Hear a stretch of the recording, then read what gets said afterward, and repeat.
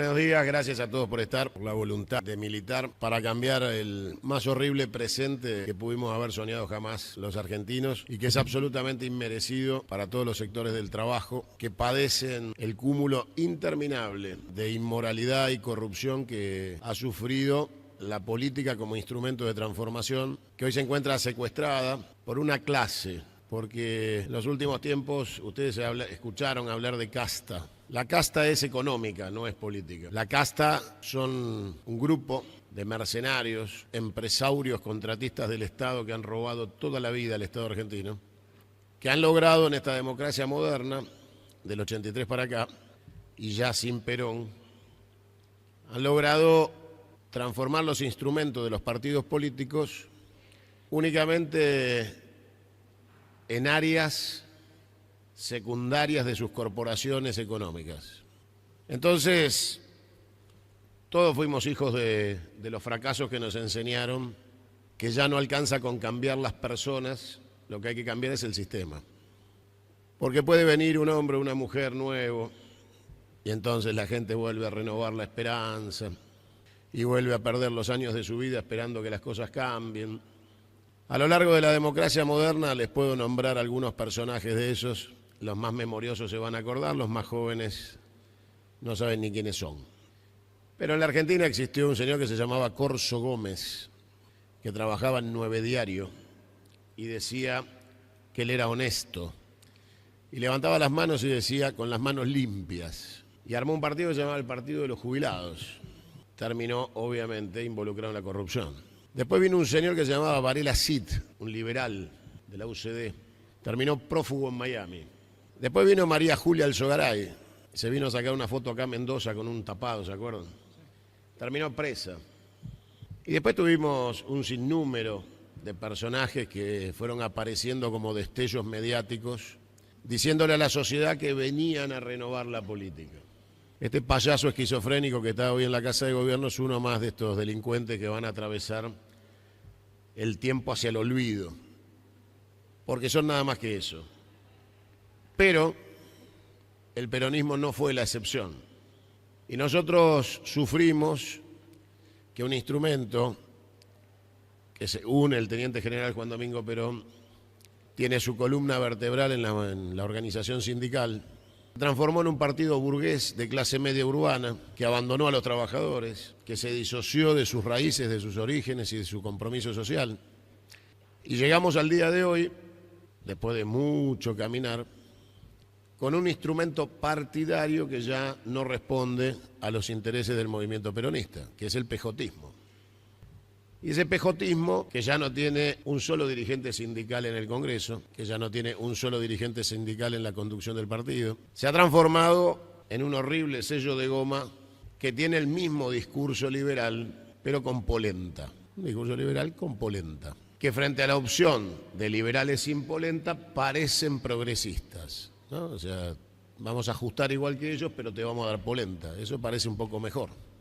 Pero la realidad es que el movimiento obrero argentino hoy, en el edificio en el cual alguna vez vivió Saúl Ubaldini, habita un gordo chanta miserable, traidor, que se llama Daer. Y entonces tenemos una CGT que se transformó en un bar temático.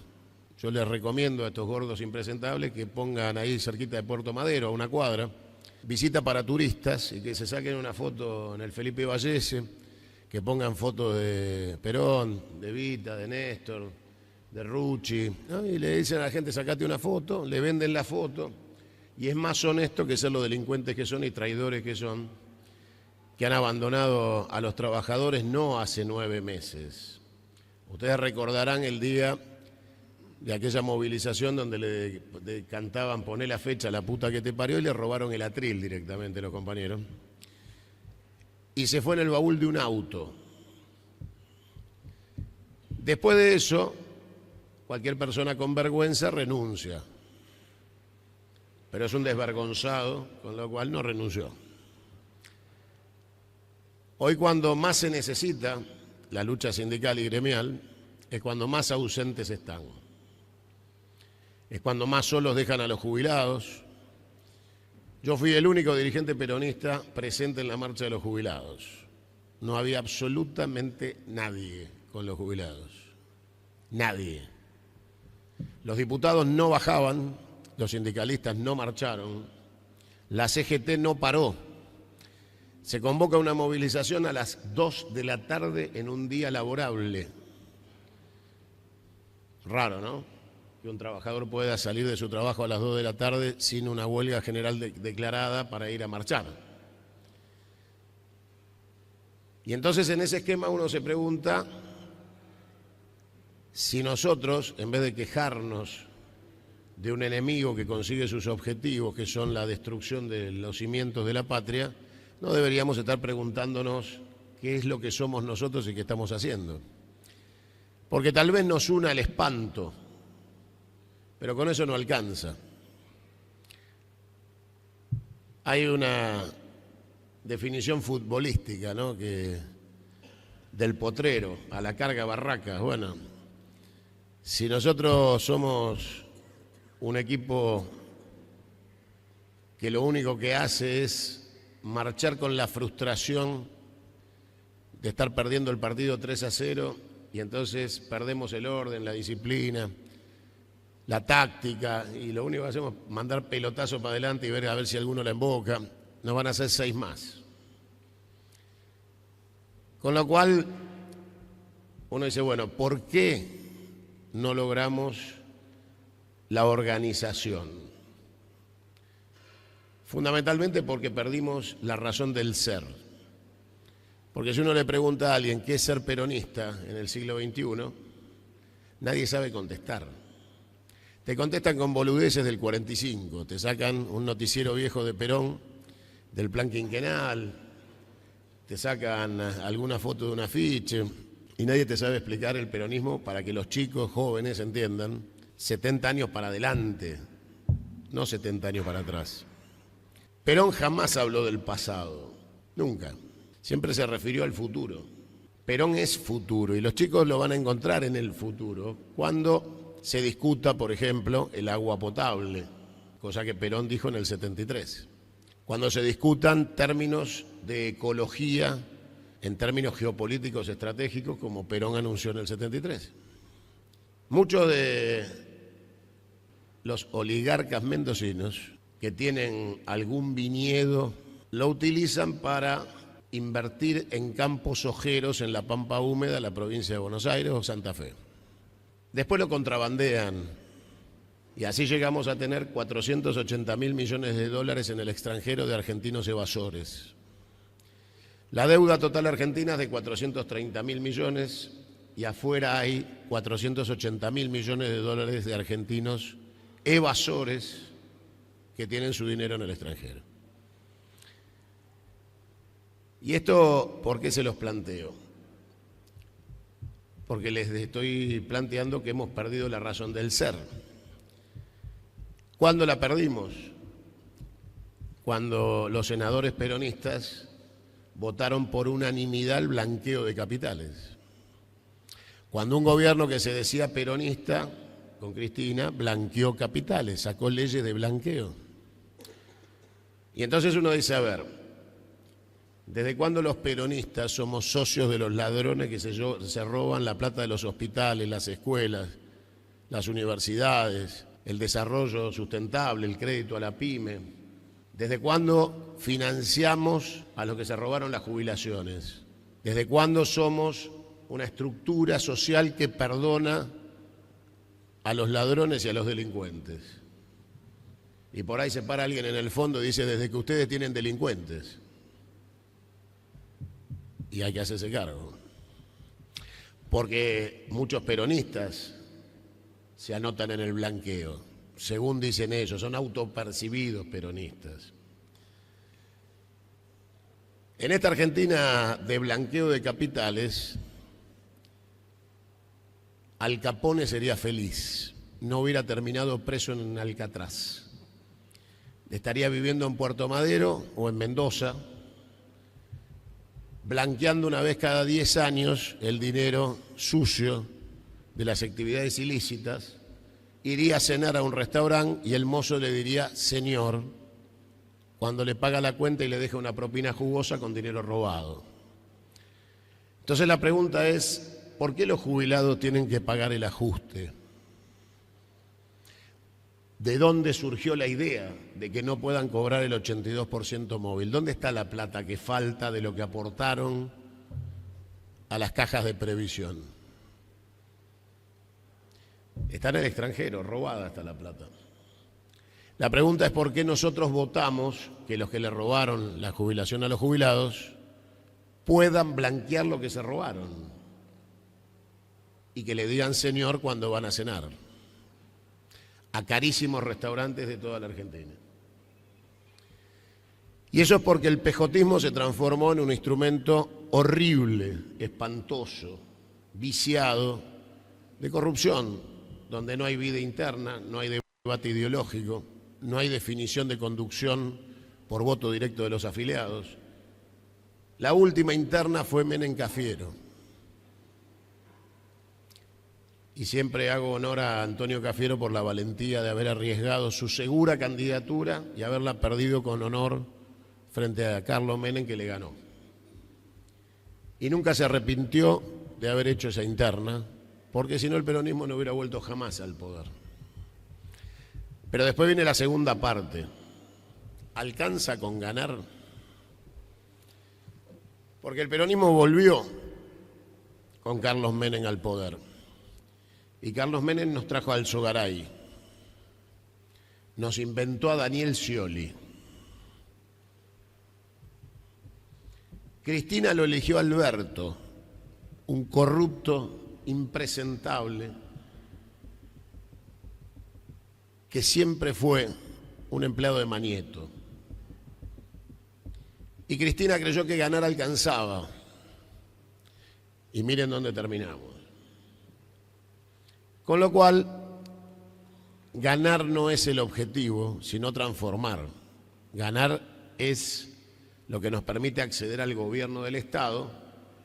Pero imagínense a Perón ganando la elección después del 17 de octubre del 45, asumiendo la presidencia y en vez de llevar adelante el plan quinquenal, la transformación social de la Argentina y terminar con la reforma constitucional de la Constitución del 49, Perón hubiera dicho, no, lo que pasa que no es para tanto, vamos a ver de a poquito.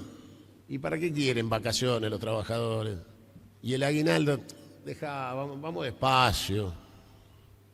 Tanto Perón como Eva llegaron al poder con las manos libres y limpias. No le debían dinero a nadie por su campaña. No había aportantes de dinero que condicionaran a Perón en sus decisiones. Perón era el fruto de la relación directa con el pueblo, con la masa organizada. Y esa masa organizada, que es el pueblo, llevó a Perón hasta la Casa de Gobierno de una manera que Perón no tuviera ataduras con esponsoreos, financiaciones de campaña. Perón le ganó a Braden, ¿se acuerdan? Braden o Perón. Braden era el embajador de los Estados Unidos y dentro de la estructura que enfrentaba a Perón se encontraba toda la oligarquía argentina. O sea que el dinero estaba del otro lado. Eran tiempos en que esos sectores de la oligarquía no podían financiar dos campañas, porque del otro lado estaba Perón. Entonces la plata la podían poner de un solo lado y no les alcanzaba para ganarle a Perón. Perón llega a la Casa de Gobierno y Eva inicia su trabajo social con la Fundación Eva Perón. El GOU pone la planificación, Eva pone la justicia social, Perón conduce. Y no le pudieron ganar al general. Lo tuvieron que bombardear y darle un golpe de Estado. Perón no perdió una elección. La Constitución del 49 fue derogada por la Libertadora, por un golpe de Estado. Y Perón había entendido que todas las conquistas sociales que había llevado adelante tenían que tener rango constitucional o se perdían. Porque Perón sabía que las vueltas de la historia podían traer nuevamente a la oligarquía a un gobierno. Por eso dejaba una constitución para que no pudieran modificar los logros conseguidos. Y la oligarquía decidió el golpe de Estado y el intento de homicidio, de magnicidio de Perón, para llevarse puesta la Constitución a Perón y al peronismo. La única vez que Perón habló de pasado, hubo una excepción que confirma la regla. Fue cuando Perón, 12 años después del exilio, dijo: me equivoqué, los tendría que haber matado a todos, refiriéndose a la Libertadora, porque entre el bombardeo de la plaza y la caída de Perón pasaron 2 o 3 meses. Y Perón reconoció que aquella frase original, entre el tiempo y la sangre elijo el tiempo, se había equivocado. Después vinieron, obviamente, una vez inaugurada la época de plomo y sangre con el bombardeo a la Plaza de Mayo, vinieron los días más oscuros de la violencia, de la resistencia, del combate político en términos violentos, porque la violencia engendra violencia y el bombardeo de la plaza trajo como consecuencia la insurrección de la resistencia y después trajo como contrapartida los movimientos insurgentes y subversivos que terminaron con la oscura noche de la represión y el genocidio del 24 de marzo del 76 en adelante. Perón vuelve y nos dice: el 2000 nos encontrará unidos o dominados. Que levante la mano el que crea que no estamos dominados. Primer diagnóstico: estamos trabajando por la liberación porque nunca la tuvimos. Estamos trabajando por la independencia porque nunca la tuvimos. Y estamos trabajando por la contradicción fundamental del pueblo antipueblo, liberación o dependencia. Pónganle el nombre que quieran. Braden o Perón, unitarios o federales, pónganle el nombre que quieran. Pero en el siglo XXI tenemos problemas del siglo XIX.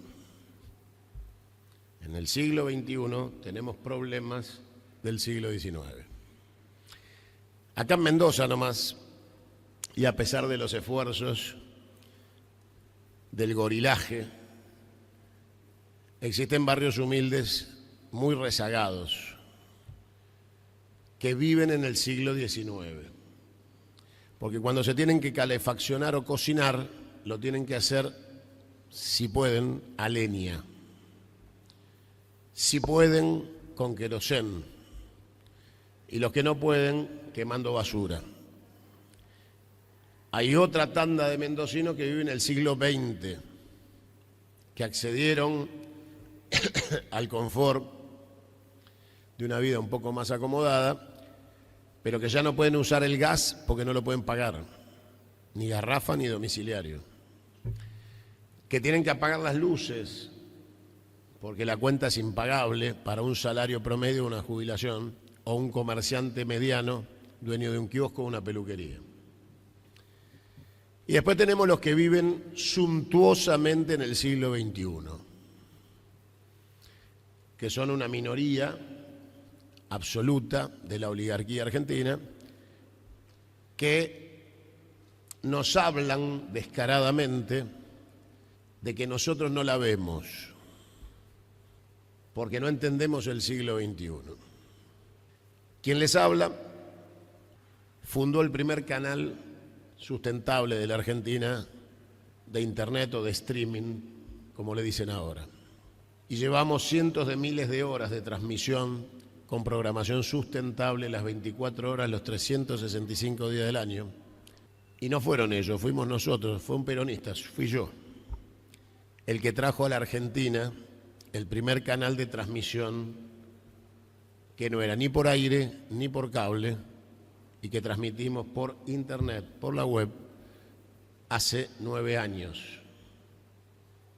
8 de inauguración y 1 de prueba, un año entero probando la sustentabilidad del sistema, porque en aquellos tiempos, cuando nadie se imaginaba que íbamos a fundar un canal de streaming, nosotros sabíamos que teníamos una capacidad de salida, pero mucha gente no tenía capacidad de bajada. Entonces teníamos que ver si la gente nos iba a poder ver, porque nosotros transmitíamos con una señal muy potente 24 horas, pero la gente no tenía todavía buena bajada de internet para poder ver la transmisión. Y le apostamos al futuro, porque sabíamos que el futuro era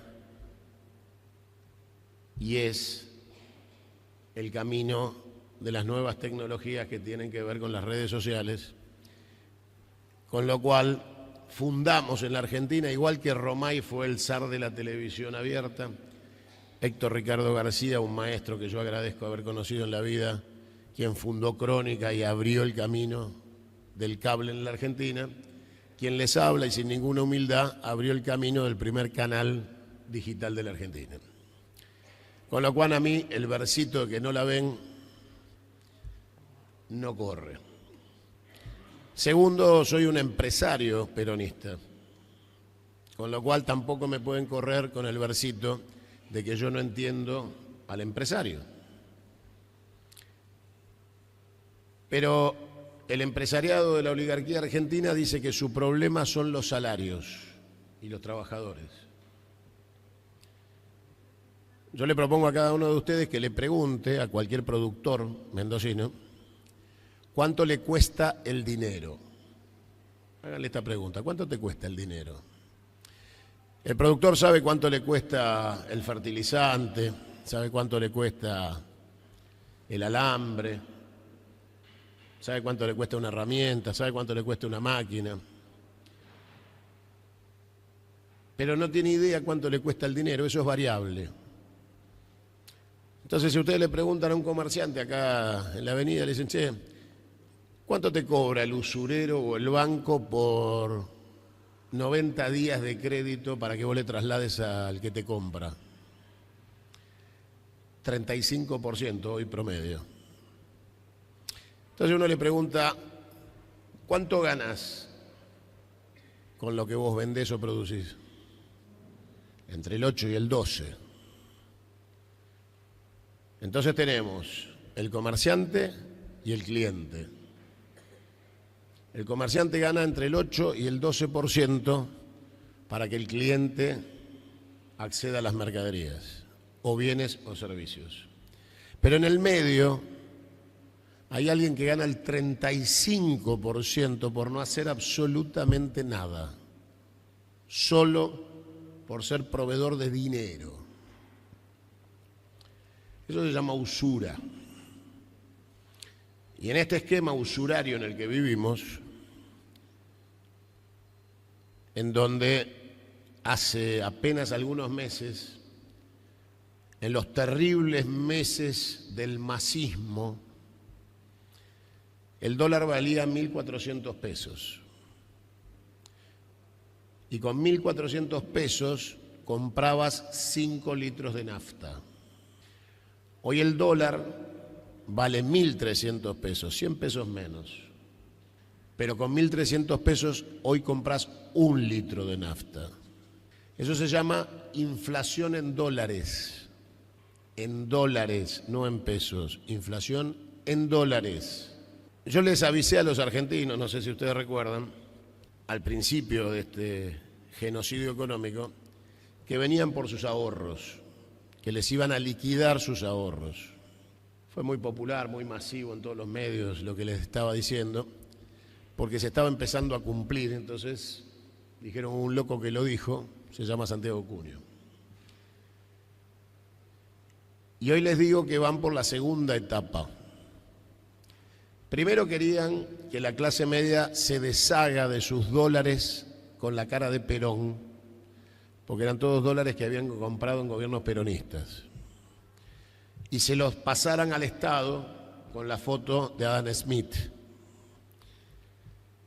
porque el único crédito que iba a encontrar este gobierno criminal eran los ahorros de los argentinos.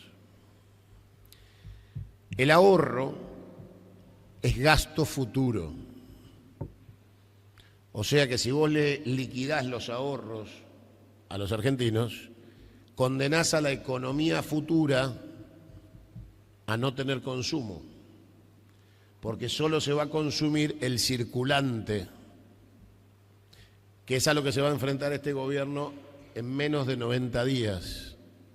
El final de los ahorros de la clase media en dólares, con un proceso de hiperestanflación y liquidación del salario.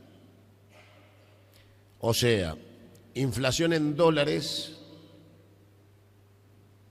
y devaluación del salario hasta niveles de insostenibilidad para mantener los servicios públicos, que han dejado de serlo.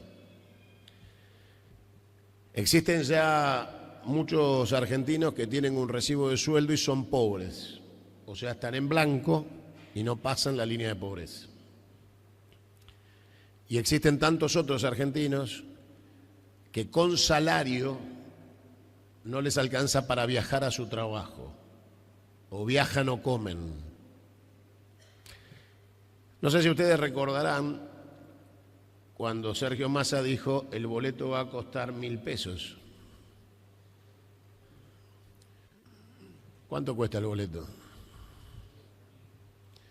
Hay lugares que ya pasan los 1.000, hay otros que están en 800, otros que por distancias cortas interprovinciales están 2.500.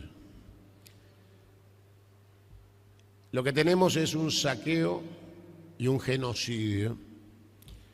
Este gobierno debe ser juzgado con un Nuremberg económico y deben ser condenados por genocidio económico. Porque cuando uno le quita la sustentabilidad a los abuelos que son trabajadores pasivos, no son jubilados. Para un peronista, alguien de la tercera edad es un trabajador pasivo, no es un jubilado. Para nosotros existe una sola clase de hombre que es el que trabaja. Cuando nos referimos a los jubilados nos referimos a trabajadores pasivos, que han sido una y otra vez los patos de la boda. ¿Por qué? Porque su fuerza de protesta no tiene organización corporativa que los defienda. Si la CGT representara los intereses de los trabajadores pasivos, debería ser un paro nacional en defensa de los jubilados. Si la CGT defendiera el salario, sabiendo que hay salarios que no alcanzan a superar la línea de pobreza, debería ser un paro general en defensa del salario. La CGT debería parar en defensa de aquellos que trabajan en negro, actividad que crece día a día. Por eso yo propongo, desde hace meses, ir al paro general por tiempo indeterminado, que implica forzar al gobierno a una confrontación de alta escala para detener el genocidio. Porque hoy ustedes van a encontrar que una persona que necesita una operación de urgencia se la programan para dentro de 6 meses o 1 año. Que aquellos que necesitan remedios no los pueden comprar y el Estado abandona a los sectores desprotegidos, quitándole la asistencia médica, llegando al punto de eliminar la provisión de morfina, que evidentemente todos saben es obviamente para casos terminales, para evitar el dolor de casos terminales. El gobierno considera que un enfermo terminal que no tiene plata debe sentir dolor. Y esto que parece tan inhumano es nada más que la realidad. Por lo cual deben ser juzgados por abandono de personas, deben ser juzgados por genocidio económico. Y todo esto debe ser documentado en lo que yo creo debe ser una CONADEP del genocidio económico liberal, de lo que debe ser un nunca más del liberalismo en la Argentina. Pero claro, cuando decimos estas cosas, algunos nos dicen, pero ustedes son el menemismo. y Cristina dice que la economía es bimonetaria, igual que Milei. Y entonces la gente te empieza a decir lo que les dije al principio, ¿ustedes qué son?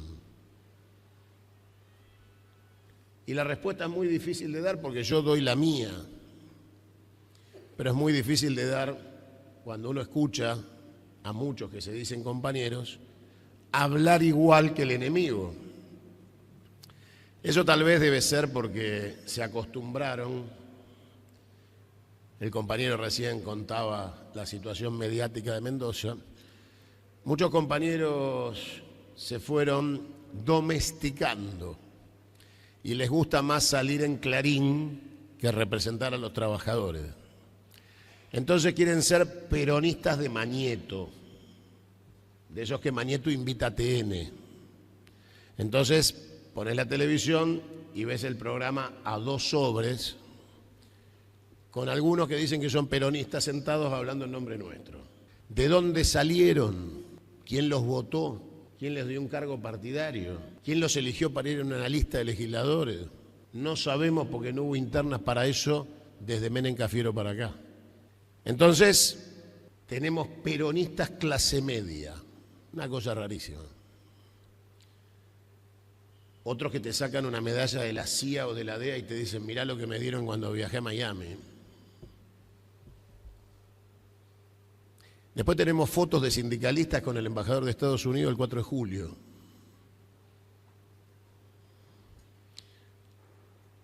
Y en esas fotos está la CTA, un sector sindical de izquierda, 2 CTA. Porque ustedes saben que donde hay 5 compañeros de la izquierda hay 6 movimientos. Entonces tenían una CTA, ya tienen 2. Pero las 2 fueron a sacarse la foto con el embajador de Estados Unidos. Estaba Pablo Moyano, obviamente Daer, Baradel, ¿no? Todos presentes en la embajada de Estados Unidos. Para ellos la contradicción fundamental se superó. Ya no es Braden o Perón, es Braden o Braden.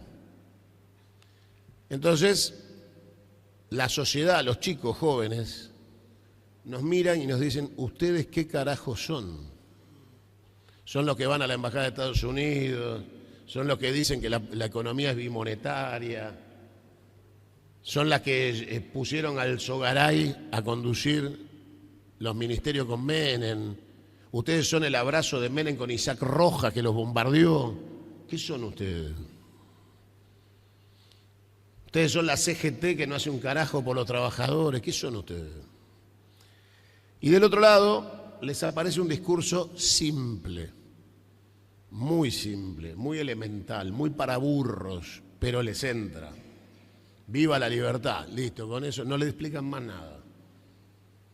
Nosotros tenemos que explicar desde el 17 de octubre para acá todas las contradicciones y delirios por lo que fue pasando en la Argentina, desde el 83 para acá, sin Perón, atravesando un ciclo que es digno de ser denominado psiquiátrico.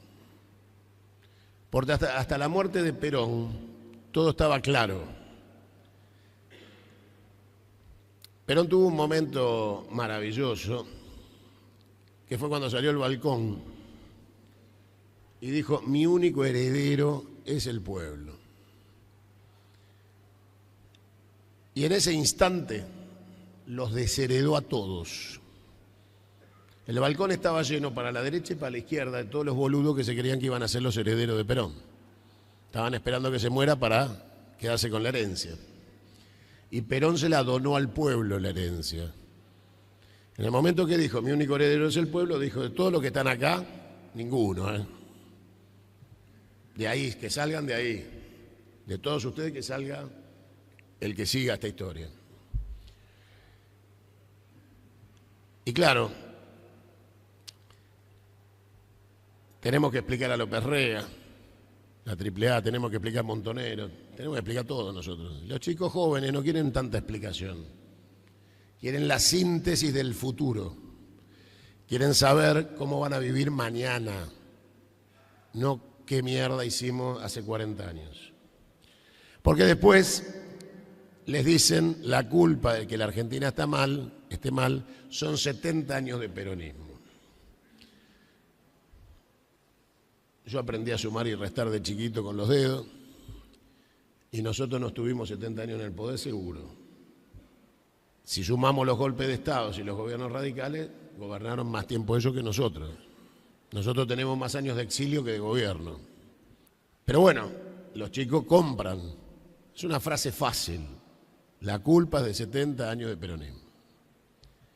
Y entonces uno dice, bueno, el conjunto de los peronistas deberíamos contestar, la patria está como está, por el mundo anglófilo liberal que jamás permitió que la patria se desarrolle. Hemos dormido con el enemigo y no hemos sabido conjugarlo, porque el enemigo no es un adversario, es un enemigo, y con el enemigo no se convive. Pero como le hemos dado a los chicos jóvenes muchos elementos confusos de convivencia con el enemigo, le creen al enemigo. Porque cuando nosotros le decimos desde la doctrina que somos la doctrina social de la Iglesia, pero en nuestras listas van masones y liberales mezclados con sindicalistas, algún intendente, los chicos dicen, ustedes son unos mamarrachos. Y entonces compran lo que ellos llaman el discurso coherente, que es el del enemigo.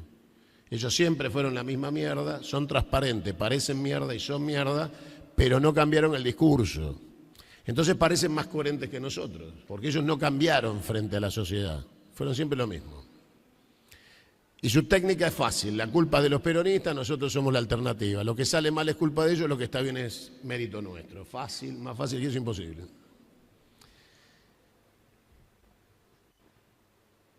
Alguien le contó a los chicos que el país era exitoso en el preperonismo y que allá por el 1800 existió un tiempo glorioso junto a los inicios del siglo donde la Argentina era próspera y potencia mundial.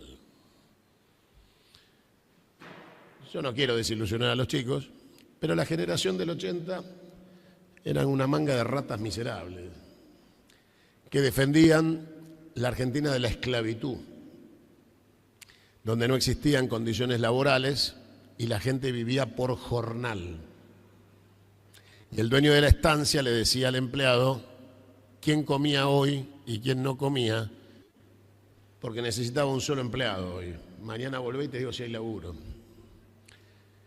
La Argentina no tenía más de 3 millones de habitantes, un número pequeño, algunas aldeas desparramadas.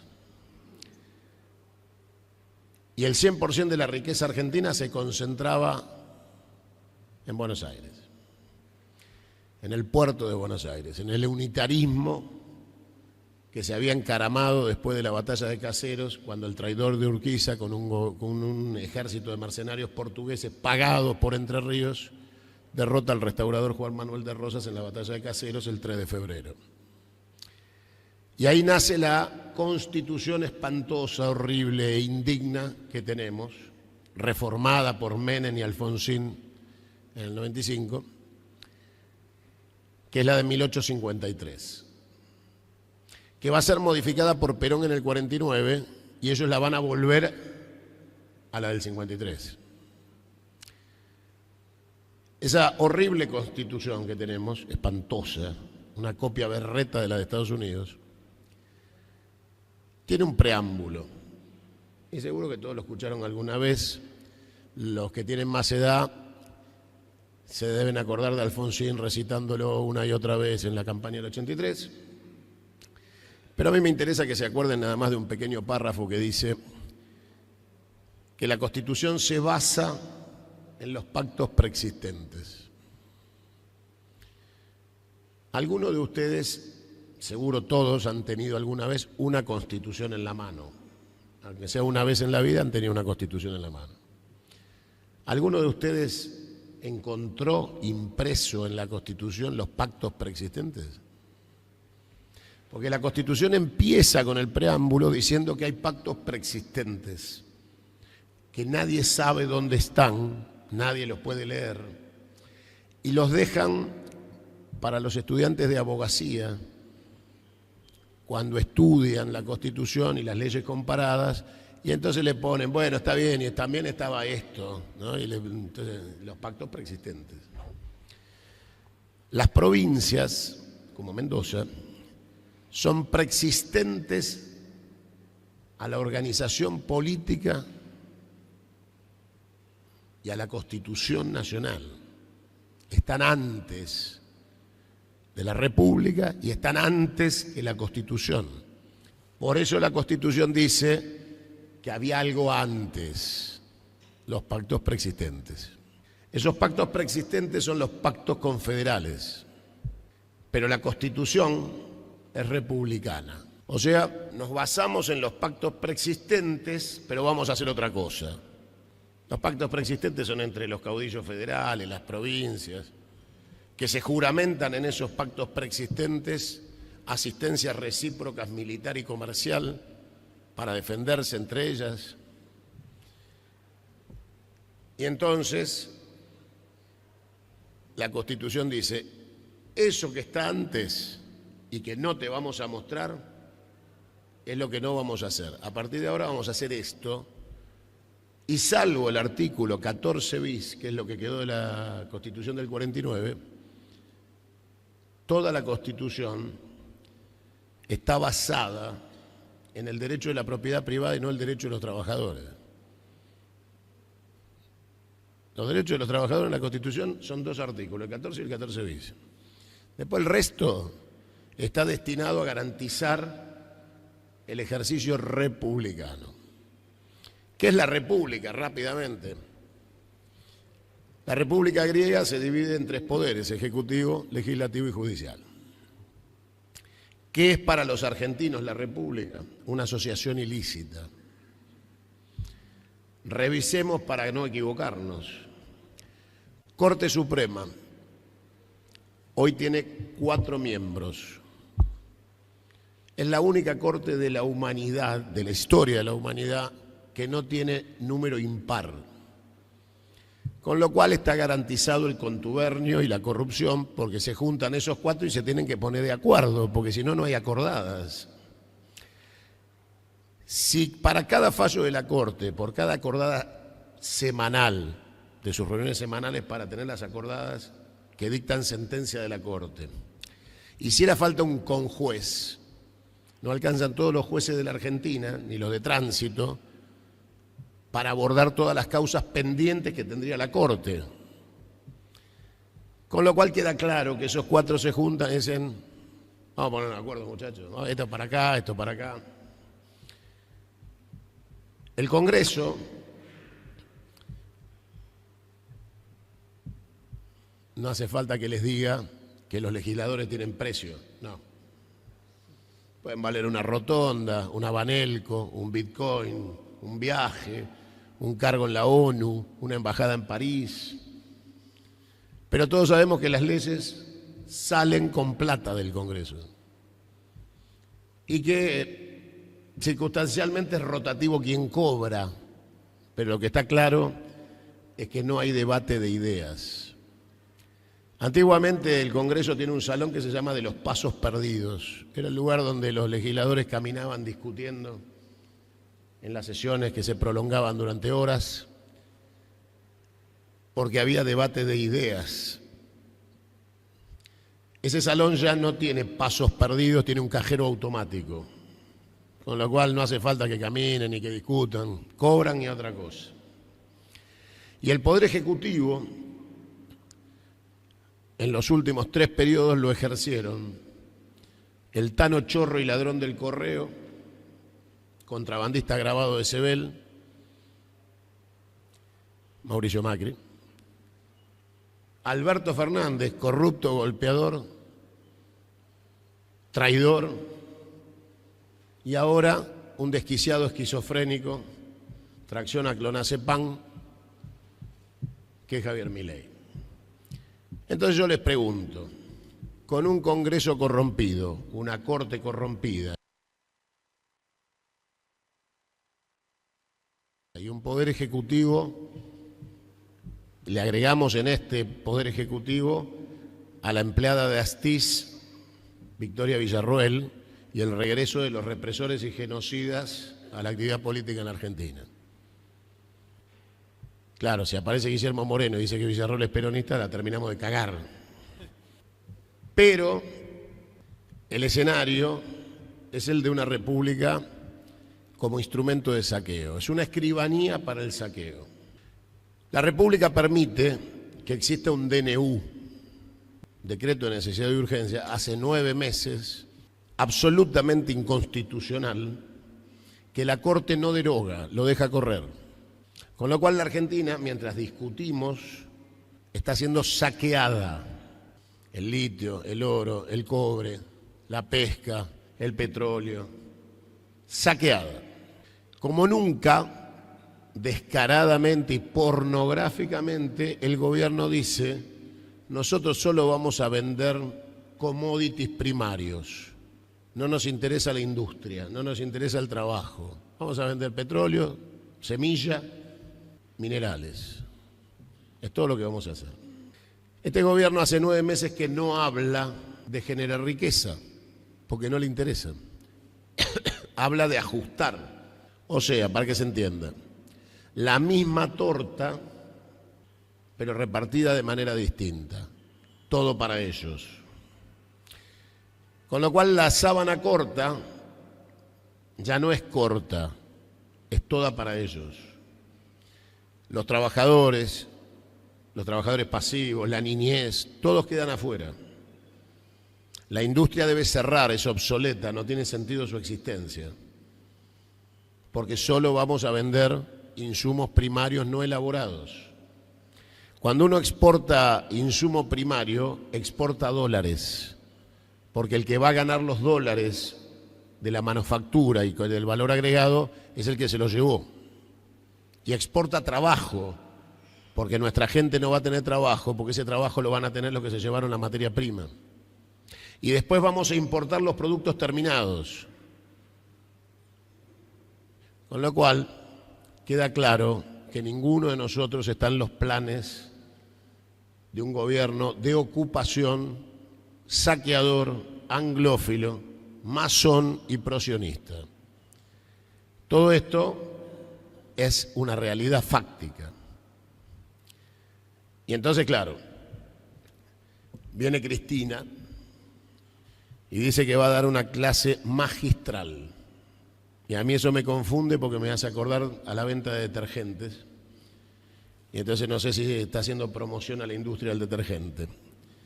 Porque yo asocio magistral a Einstein o a Borges.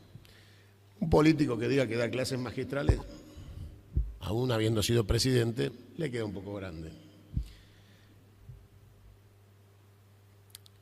Fíjense que Perón no dio clases magistrales.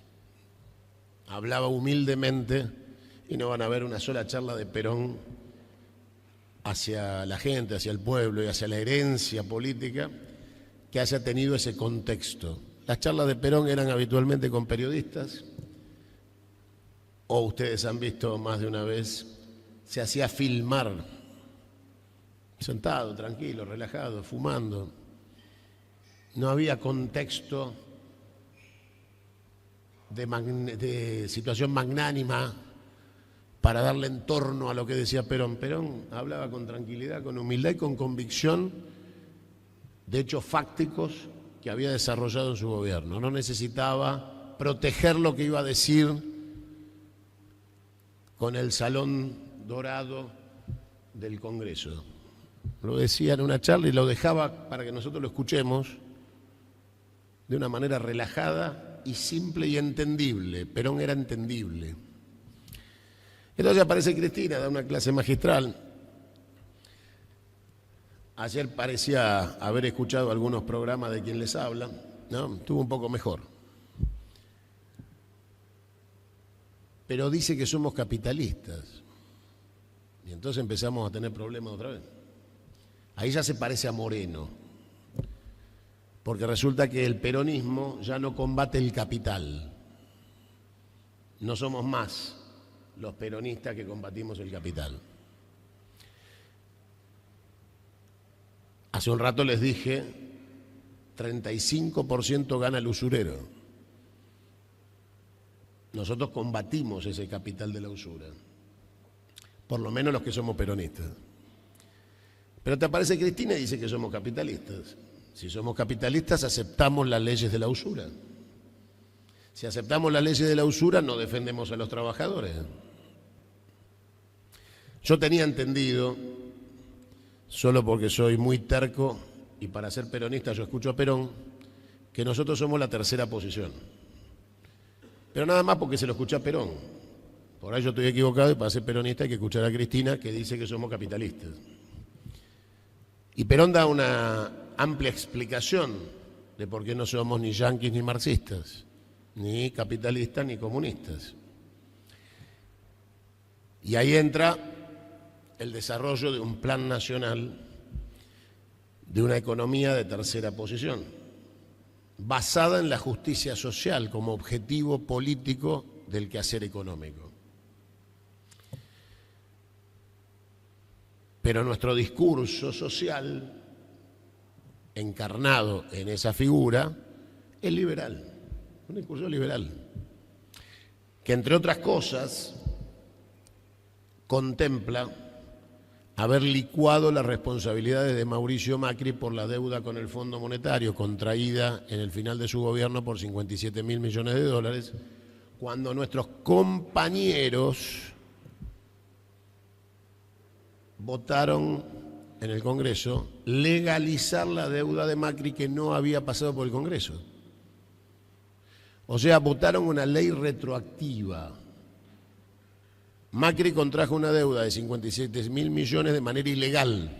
El Fondo Monetario nos prestó 57.000 millones de manera ilegal porque no estaba contemplado en el estatuto del fondo poder dar un préstamo de esas características. ¿Quién necesitaba que el Congreso legalizara lo ilegal? El Fondo Monetario para poder cobrar y Macri para no ir preso. Adivinen qué hicieron nuestros legisladores. La denuncia a Macri. ¿Declararon el default de la deuda con el fondo o le votaron la legalización de la deuda? Adivinen. Entonces, la sociedad nos mira y nos dice otra vez, ¿y ustedes qué carajos son? Porque ustedes dicen una cosa pero hacen otra. Vieron que el idiota promedio dice que este gobierno está haciendo lo que dijo y les parece coherente. Pero el idiota promedio dice, pero dijo que lo iba a hacer. Este gobierno tiene un plan de negocios. No tiene un plan político. Ese plan de negocios es el saqueo de la Argentina y la reducción poblacional de la Argentina. Un genocidio. Promueven el aborto y la muerte anticipada de la tercera edad para bajar la expectativa de vida. Una patria que no pare, donde no hay pariciones y donde la expectativa de vida se disminuye, la escala poblacional desciende.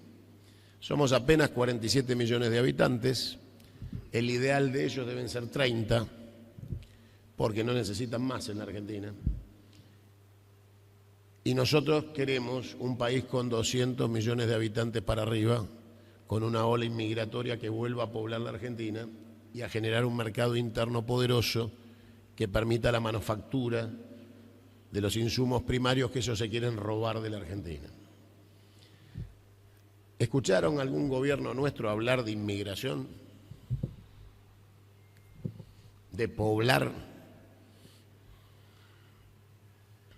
No. Alberdi decía, gobernar es poblar. Ellos lo citan a Alberdi. Es raro. Alberdi quería poblar y ellos quieren despoblar, pero ellos dicen que reivindican las políticas de Alberdi. Domingo Faustino Sarmiento dijo, hay que educar al soberano. Y un ciudadano ilustrado, un compatriota que se educó, puede ser cualquier cosa menos liberal. Alguien bien educado no puede ser nunca liberal. Con lo cual, el pobre Sarmiento en aquel momento creía que la ilustración formaba gente que iba a odiar al Tigre de los Llanos, porque él hace Facundo para hablar pestes de los caudillos provinciales, particularmente de Facundo. Nosotros seríamos Facundo. el peronismo del siglo XX-XXI, nosotros seríamos los herederos de Facundo, de Güemes, de Quiroga. Con lo cual, Sarmiento escribe particularmente donde invoca su frase civilización o barbarie.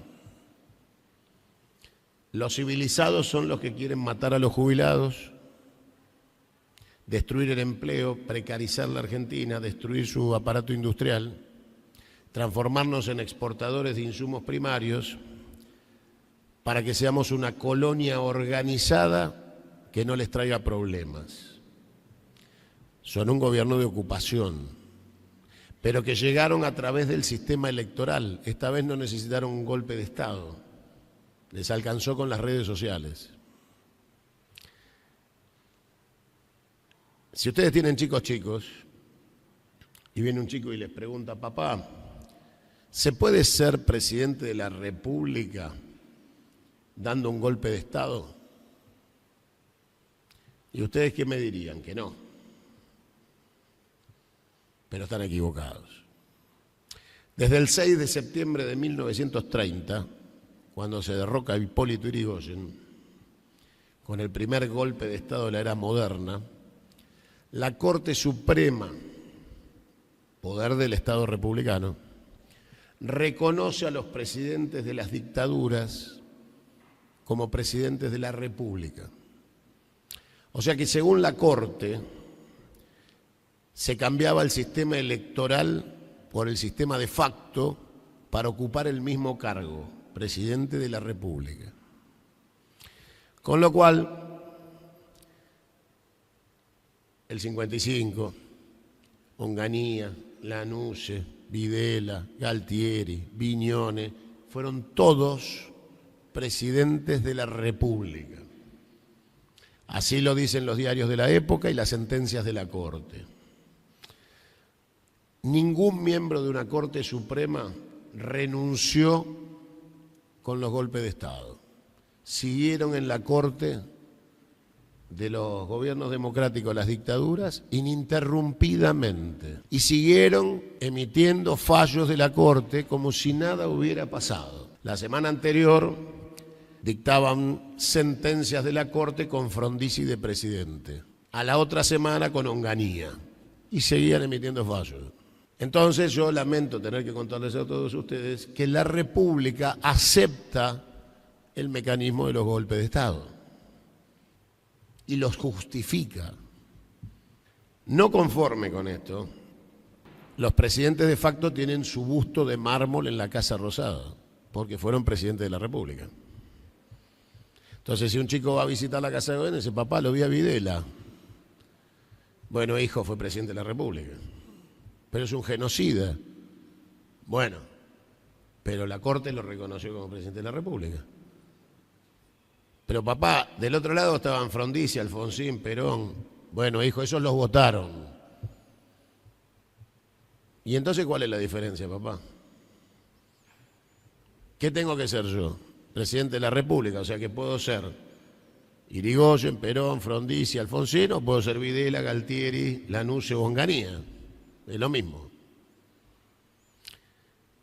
En este contexto de análisis, ellos no cambiaron nunca. Gobernaron siempre, de una manera o de otra. Y hubo pequeños baches democráticos y algunos momentos de patria y nacionalismo, como Irigoyen o Perón. Pero en ese contexto, hoy, los chicos que han abandonado la lectura de la historia para reemplazarla por la memoria. La memoria es corta, con lo cual para los chicos lo que tienen en su cabeza es lo más reciente, lo que ha pasado en lo inmediato, en la memoria corta. Porque la otra memoria no la conocen, no tienen base histórica. Al no conocer de historia no tienen memoria larga, tienen memoria corta. ¿Cuál es la memoria corta? Alberto con el prostíbulo de Olivos, la pandemia, el encierro. Y ellos se dan cuenta de nuestras debilidades, operan en consecuencia Y un grupo de empresarios crea el personaje del psiquiátrico para hacerse del poder y llevar adelante un plan de negocios, que es lo que está pasando en la Argentina.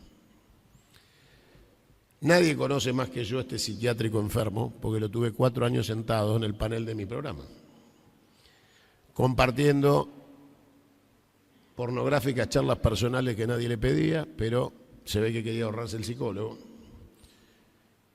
Y estamos frente a un amoral que desconoce absolutamente los límites morales. Por lo cual él presta servicio a estos intereses, porque quienes conducen son los que están detrás administrando el poder. Atrás de este psiquiátrico está el señor Eurnequian. Atrás de este señor está la estructura de negocios de los grupos concentrados como Techin. El gasoducto, que no quisieron darnos a los bonaerenses y entonces se lo llevan a Río Negro, va a salir de las reservas de Vaca Muerta de Techin, va a ser trasladado por los caños sin costura producidos por Techin, con una obra civil desarrollada por Techin y un puerto construido por Techin. Está bueno, ¿no? Entonces, ¿qué pasa? La gente nos pregunta, ¿y ustedes qué son? Una vez más. Y entonces no le podemos explicar. No hay manera de explicar. Porque el conflicto del presente, para ellos, y es lo que más importante debemos explicarle a la sociedad, ellos han convencido a los chicos que este es el principio de algo. Y yo le digo a los chicos, este es el final de algo. Porque se vienen las profecías de Parravicini. Este es el final, este no es el principio de nada. No se equivoquen, no se dejen vender humo. Este ciclo final va a reemplazar el que se vayan todos del 2001 por una frase nueva que va a hacer que no quede ninguno. Y cuando se produzcan los acontecimientos, no va a haber distingos entre Casa de Gobierno y Congreso. Los van a linchar a todos. Por eso es muy importante empezar a plantear el después de las profecías, porque se van a cumplir. Aparte, pareciera que tienen apuro porque se cumplan. Es como que pareciera que tienen todos los números sacados. Súmenle las de Don Orione, que todavía son más impactantes que la de Parravicini. Entonces,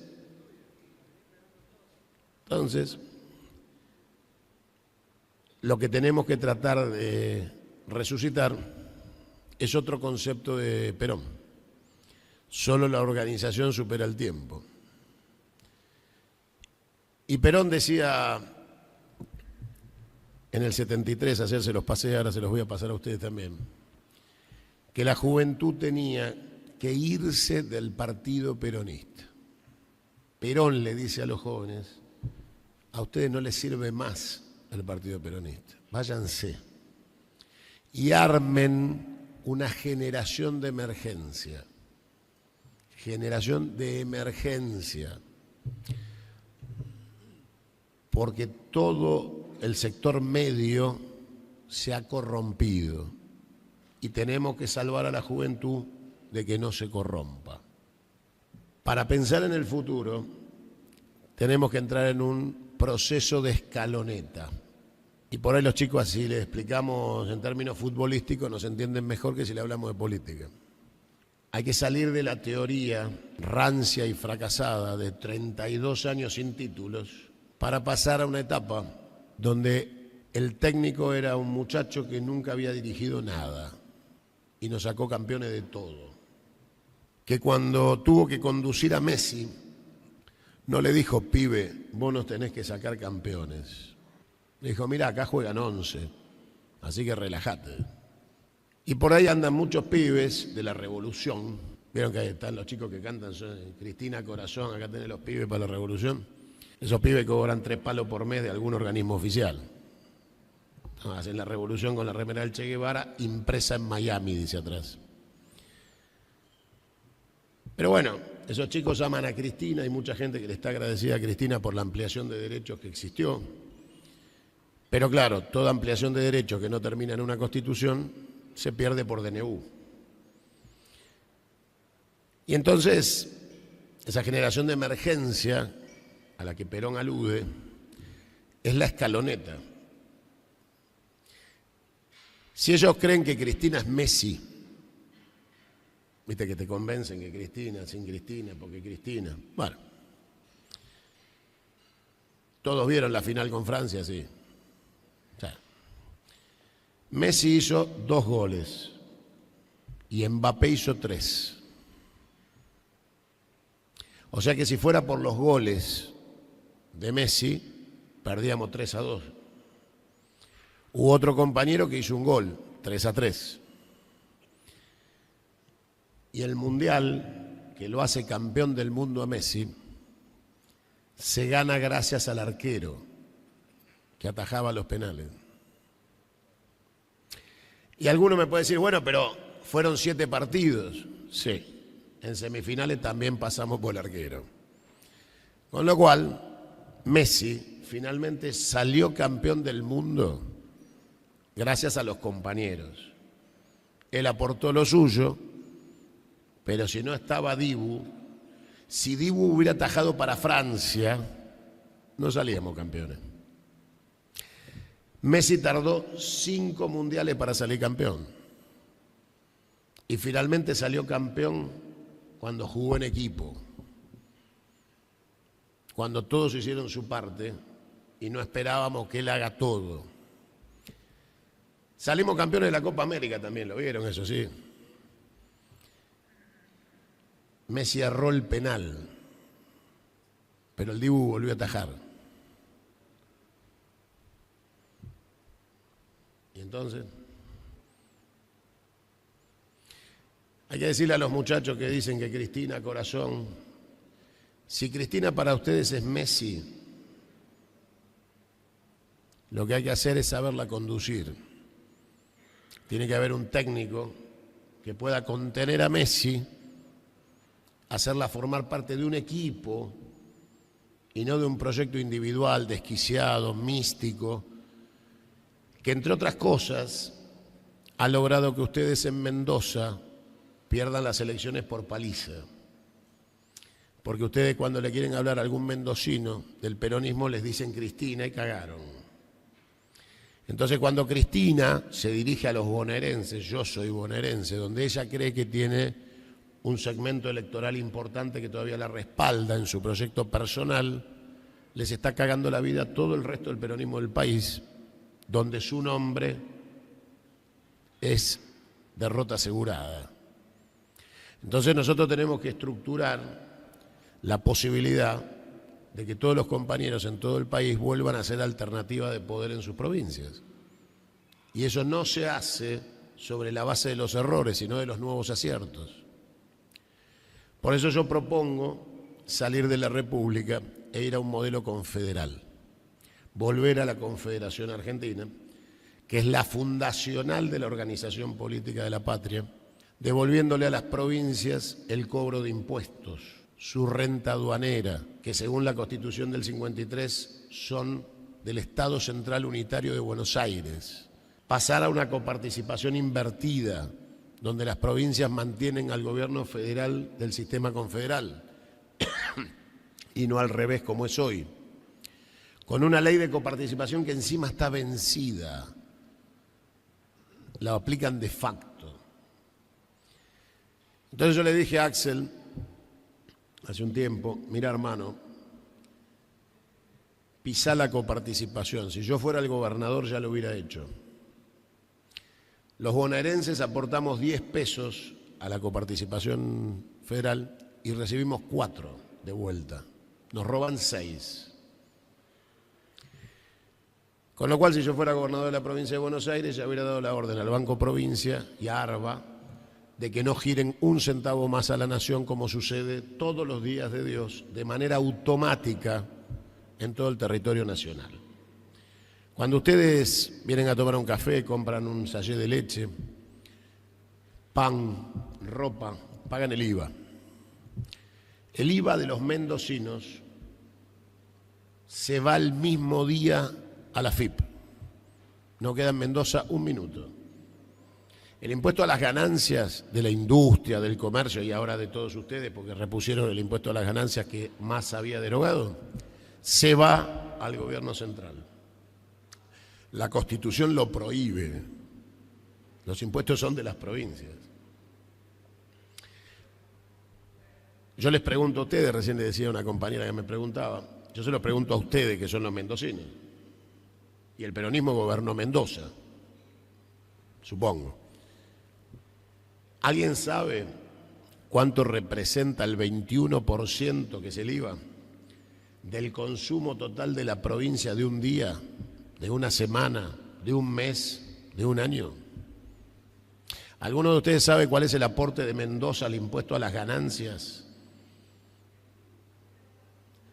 ¿Ustedes saben cuántos miles de millones quedarían en su provincia para ser administrados por ustedes si los impuestos volvieran a sus legítimos dueños, que son las provincias?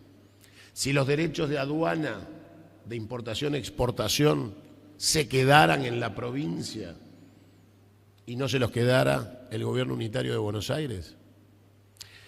Ustedes habrán escuchado más de una vez que los economistas liberales dicen que hay provincias inviables. Catamarca es inviable, Santiago del Estero es inviable, Tucumán es inviable. Si no le mandamos la coparticipación no pagan ni los sueldos. ¿Viste que hablan así ellos? Entonces uno dice, si vos tenés un recibo de sueldo y yo te lo embargo, me lo llevo y después te digo, bueno, te voy a devolver el 40% para que vivas. ¿Tu vida es inviable o yo te estoy robando? ¿Qué pasaría si los tucumanos, los santiagueños, los catamarqueños recuperaran toda la administración de sus derechos, todo el dinero que dara en su provincia y tuvieran la libertad, por ejemplo, de fijar las retenciones a la minería, a la explotación turística, al agro? Y entonces, por ejemplo, se me ocurre, el litio en la Argentina paga el 3% de retenciones. En Bolivia paga el 48%. En Chile el 42%. Y el presidente lo quiere nacionalizar el litio. ¿Qué pasaría si yo le devuelvo a las provincias el litio? El oro, el cobre. Brasil está poniendo una fábrica de baterías de litio para autos eléctricos que van a producir en Brasil. ¿A que no adivinan de dónde se van a llevar el litio? La fábrica de autos eléctricos no está en las provincias con litio argentinos. Se va a Brasil para que ellos produzcan los autos con nuestro litio y nuestro cobre, que son los inductores, y el cobre es necesario para armar una batería porque sin cobre no tenés inductor. Se lo llevan de la Argentina por el 3%. La Argentina no produce el auto, no da trabajo, no genera el valor agregado, le damos el litio natural por el 3%. Claro, así cualquier provincia es inviable. Y las van a saquear, son inviables. Civilización o barbarie, decía Sarmiento. Ya saben de qué lado está la barbarie, ¿no? Entonces, la pregunta es: ¿qué vamos a hacer nosotros? ¿Vamos a tratar de ser nuevamente gobierno de la patria de los argentinos? ¿Para qué? Porque yo les tengo una mala noticia. Con el gobierno de Cristina también pagaban el 3% de retenciones. En el gobierno de Cristina no se nacionalizó YPF. El Estado compró el 51% de las acciones y una sociedad del Estado con inversión privada. nunca recuperamos YPF para el Estado. Y hoy las acciones de esa sociedad las maneja este gobierno. Entonces ustedes están sufriendo las consecuencias de YPF en la provincia. El repliegue de la Patagonia para la venta de las reservas. Porque la sociedad no es del Estado, es privada. Y el Estado argentino tiene acciones. Pero resulta que ahora nos quieren embargar las acciones de YPF por una orden judicial, Ley Nueva York. Adivinen quién firmó un crédito avalado por una Ley Nueva York. El gobierno de Cristina. Entonces yo pregunto, ¿nosotros no éramos peronistas? Nacan Pop. Deberíamos haber firmado Ley Argentina. O sea, digo, se me ocurre. Pero no lo hicimos. Aceptamos las leyes del capitalismo. En este contexto la sociedad nos pregunta, ¿y ustedes qué carajo son? Si ustedes también firman créditos con el Fondo Monetario, negocian con los buitres, firman los acuerdos con la ley extranjera, ustedes son iguales. Y la gente al final dice, para votar fotocopia, voto al original. Y entonces fuimos derrotados por incoherentes, porque no éramos una alternativa hacia la sociedad frente a un transfugismo que la sociedad percibía en nosotros. Decíamos que éramos distintos, pero actuábamos igual. Y la sociedad dijo, mirá, para hacer lo mismo los voto a ellos. A ustedes no los quiero ver más. ¿Qué es lo que dicen hoy? La gente empieza a despertarse de esta estafa social que es este gobierno. Pero ninguno dice que quiere volver para atrás. Ninguno de los que juzga este genocidio económico quiere un boleto de vuelta al pasado. Por eso le tenemos que hablar de futuro a la sociedad. Y por eso cuando yo les planteo salir de la República, ir al modelo confederal, devolverle a las provincias sus autonomías, sus derechos aduaneros, su cobro de impuestos, su capacidad asociativa, eso es futuro. Porque un chico de Mendoza entiende que lo que le estamos diciendo es, queremos hacerte más rico, un mendocino más rico, y que ustedes resuelvan la distribución y generación de riqueza en Mendoza,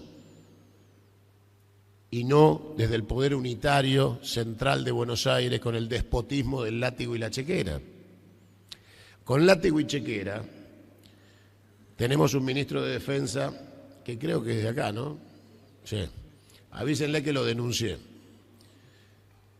por haber mandado funcionarios del Ministerio de Defensa a negociar con los genocidas.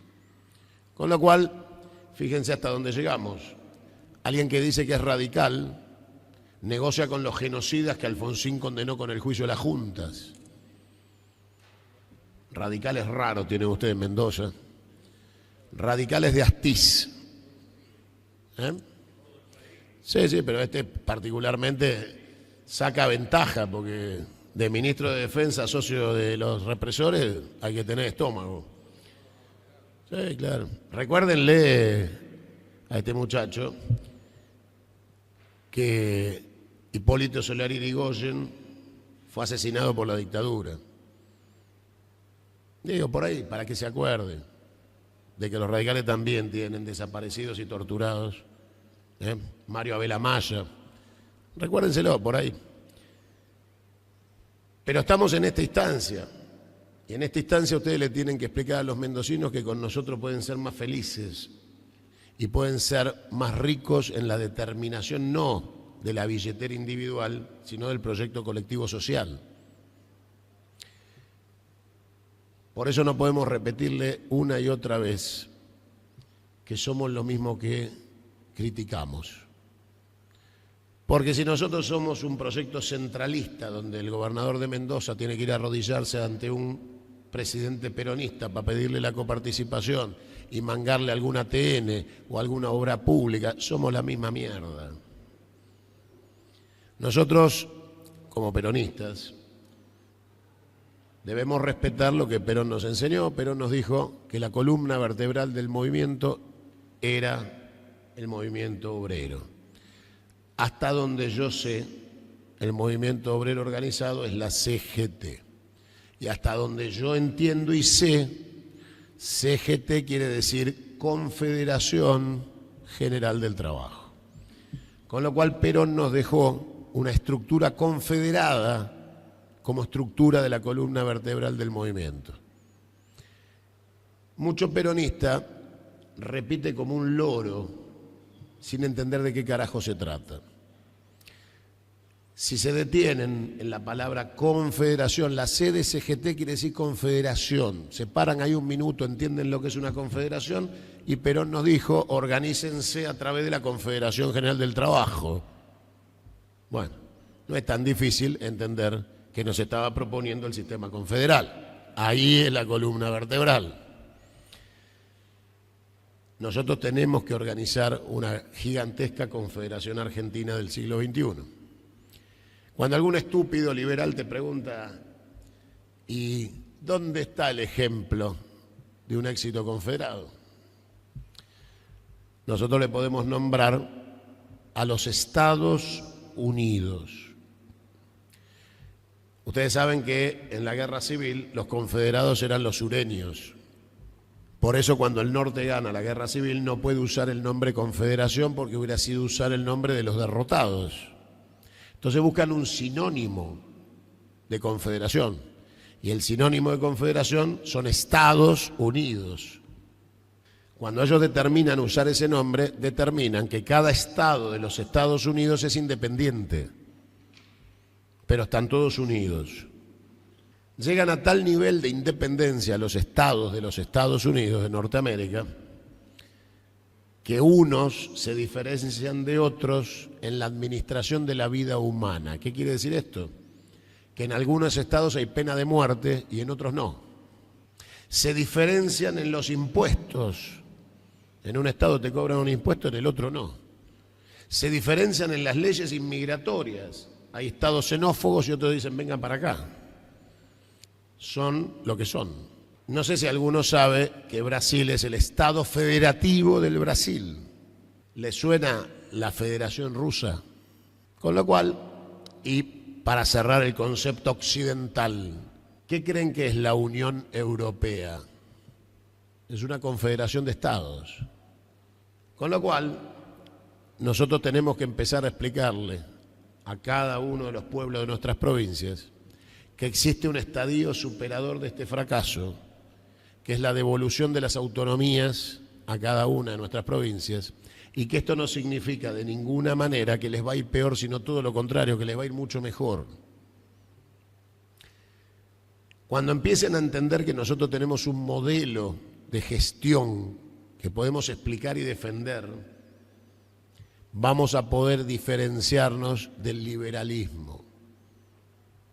Porque cuando tenemos un discurso socialdemócrata, ustedes saben que la socialdemocracia son liberales con polenta, ¿no? La socialdemocracia es la izquierda de la derecha. Entonces, somos lo mismo. Claro, frente a la opción, bueno, este no me da polenta, el otro sí, dame un poquito de polenta, pero son lo mismo. Diferenciarnos, explicar un camino hacia un nuevo éxito argentino, en un contexto de guerra mundial. Estamos en la tercera guerra mundial en desarrollo, con posibilidades de crisis nuclear. Esto no lo digo yo, lo dijo el Papa, nuestro querido Pancho. En ese contexto la Argentina es un atractivo inmigratorio para muchos que empiezan a buscar un rincón del mundo donde vivir en paz. Y la Argentina debe estar en el lugar correcto para eso. Y el lugar correcto son los BRICS. No es la política occidental norte-sur, ni es el proyecto anglófilo de la OTAN, es aliarnos a los BRICS. Nuestros dos primeros clientes de nuestro Estado Nacional son China y Brasil. Nuestro PBI se compone de las exportaciones a Brasil y a China. Con lo cual, si Brasil y China son los BRICS, nuestros dos principales clientes son los BRICS, nuestra política militar estaría sustentada en nuestras pretensiones de soberanía en una alianza táctica con las fuerzas de los BRICS, sabiendo que quienes invaden nuestro territorio son las fuerzas de la OTAN. porque nuestras Islas Malvinas se mantienen secuestradas por Inglaterra, miembro de la OTAN con apoyo de Estados Unidos. Con lo cual nuestro lugar en el mundo es con los BRICS. Por eso le tenemos que decir a la sociedad que no se puede ser peronista de la OTAN. No hay manera. No hay manera. Salvo que aceptemos de manera delirante la ocupación de Malvinas. O resignemos nuestras aspiraciones antárticas. Y entonces te sale un Guillermo Moreno y te dice que estamos del lado del asesino criminal y nazi de Netanyahu, que está haciendo un exterminio étnico sobre el pueblo palestino. Y después te dice que quiere ser como Trump y que el nacionalista en Brasil es Bolsonaro. Y ahí ya terminamos de poner la lápida definitiva de 5.000 toneladas de mármol al peronismo en la Argentina. Por eso tenemos que tener un debate que es este, llevarlo a cada rincón y despertar conciencias, porque la rosca chiquita del pueblo, de quién va a ser la lista, quién tiene la virome, dónde me voy a meter, yo quiero ser, y toda esa rosca pequeña y miserable aleja al peronismo del poder. Porque la sociedad aprendió a votar sin partidos políticos, así que no son más necesarios. Avísenle a todos los punteros que no son más necesarios. Que si no se suman a una estructura ideológica, no tienen destino. Tienen que ser parte de un planteo ideológico. Ya no pueden ser gerentes electorales, no funciona más. Nos mataron con WhatsApp. Y los pibes fueron a votar con la boleta en el bolsillo desde su casa. Con lo cual, está claro que nosotros tenemos que persuadir y enamorar. Y para eso hay que ser parte de un proyecto, o no tenés nada que explicar ni ninguna boleta para llevar a nadie. Sí, claro, y tuvieron suerte. Porque con el planteo que llevaron, podrían haber salido atrás del Partido Obrero. La realidad es que deben ser en Mendoza y en cada provincia donde voy, artífices de su propio destino. Tienen que tener un proyecto de Mendoza encarnado en un proyecto global confederado. Porque ustedes tienen un loco desquiciado que tendría que estar preso, que es Cornejo, que convocó a la secesión de Mendoza, no a la Confederación Mendocina. Ustedes tienen un gobernador que tiene que estar preso, que tendría que haber sido expulsado del Congreso de la Nación, desaforado, puesto a disposición de un fiscal, juzgado, condenado y tendría que estar preso, y es el gobernador de Mendoza. Con lo cual, tuvieron que haber hecho las cosas muy mal para que eso pase. Para que la sociedad de Mendoza vuelva a elegir un tipo que tiene que estar preso. Y se lo repito 500 veces en su provincia y en su jeta, porque no hay nadie que desprecie más en la vida que a Cornejo. Con lo cual, yo lo que les digo es, muchachos, despiértense. Despiértense. Si perdimos la elección con Milei y ustedes la perdieron acá con Cornejo, entonces créanme que tengo razón, hicimos todo mal. Porque no hay ningún motivo racional para semejante despropósito. Todos son motivos irracionales. Pero claro, cuando quien les habla denunció públicamente a Alberto Fernández por corrupto, fiestero y golpeador, lo hice en junio del 2021.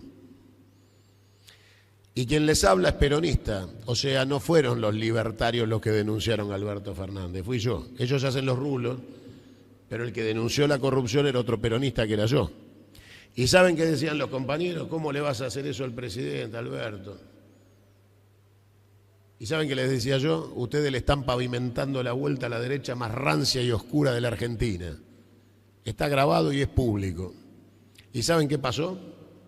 Le pavimentaron la llegada. Porque cuando fueron cómplices de la corrupción y te decían, no, callate, no digas nada, la sociedad finalmente supo lo que pasaba y también supieron que todos eran cómplices. Y entonces, ¿cómo le explicás vos que Alberto Fernández era un corrupto que le pegaba a la mujer y se enfiestaba con dinero del Estado. Porque la prostitución es legal, lo ilegal es pagar con la plata de los jubilados a las prostitutas o con cargos públicos. Y la sociedad no nos perdonó la complicidad del silencio, porque una cosa es ser compañero y otra es ser cómplice.